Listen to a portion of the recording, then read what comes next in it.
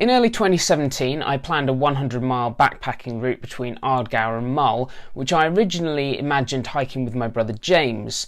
The story was published in the June 2018 issue of The Great Outdoors magazine. Here's the story behind the story. In about a week, I travel north to meet up with my brother James. It's going to be a great adventure. We're thinking about 100 miles. Starting from Glenfinnan, heading south through Ardgour, which is an area a little bit off the beaten track.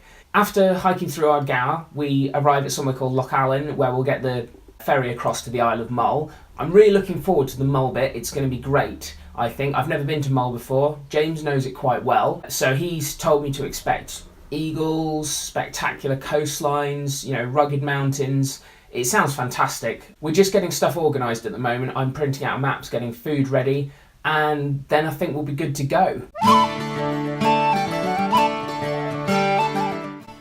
Sadly, James never got to come with me on this trip.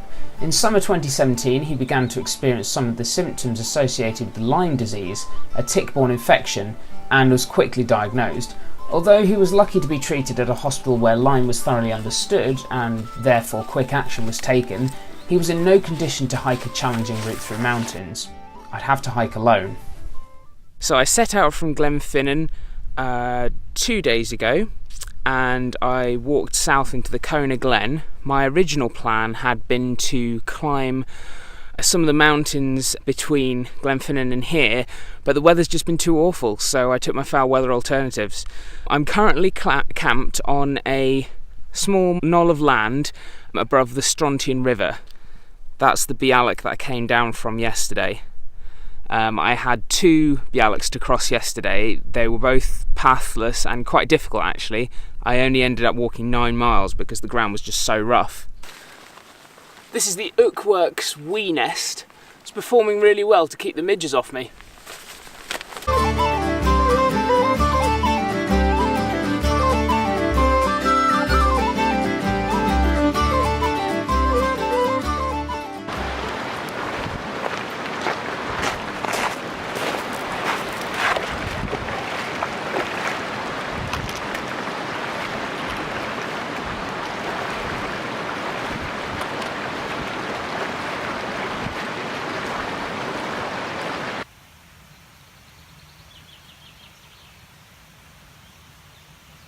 From Strontian, I had a brief spell of excellent weather that lasted long enough for me to camp on the shoulder of Ben Vian. It was a great spot for a camp, but terrible weather blew in overnight and tested my trail star to its limits. Soon I reached Loch Allen and the start of the Mull section of my journey.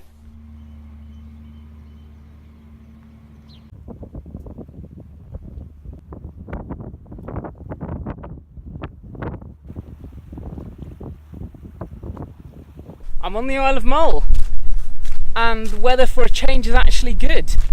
Yesterday was just so bad. I couldn't see anything all day, torrential continuous rain, so this is a breath of fresh air. I've managed to actually have dry feet all day today so far. Question is, for how much longer? It's kind of boggy. It's been a very, very boggy trail so far. Boggier than the Cape Wrath Trail easily, and that's really saying something. One of the problems is that there's not really any paths in Ardgour. Mull so far has been a lot better. Now I found 2 ticks on my lower leg. They're very, very small. May not be able to focus on them, but there's one there, and there's one, hold on, I can't see it now, there. I'm using the small tick twister because they're very, very small ticks. They're the nymph-sized ones.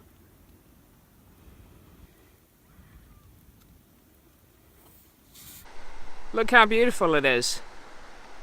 The entire walk down to here from the other side of the island has been a delight today, apart from being drenched by a thunderstorm at one point.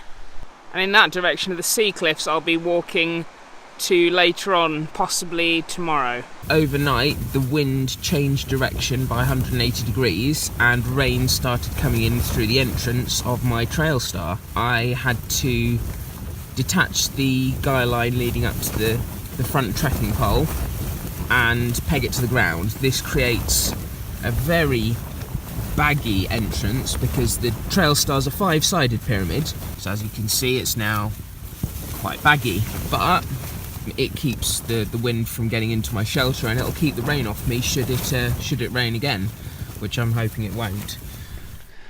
After a few more wet days, I completed my route at Ardgour on the eastern side of Mull, which has a useful ferry link with Oban.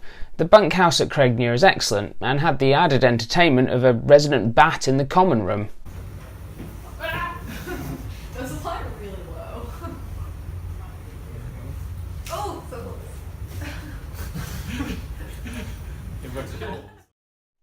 Almost a year later, I can look back on this trip with a bit more objectivity. I did enjoy it. I wouldn't say it was one of my better trips in Scotland. I'd say most of the routes I've done in the last few years have been better. However, there is something to be said for going somewhere new, for doing something different, and even if the weather was by and large pretty terrible apart from the few nice days I managed to film, it's always nice getting out in the Scottish mountains for a long trip. Thanks for watching, and please subscribe. This must be the most magnificently situated telephone box in the world.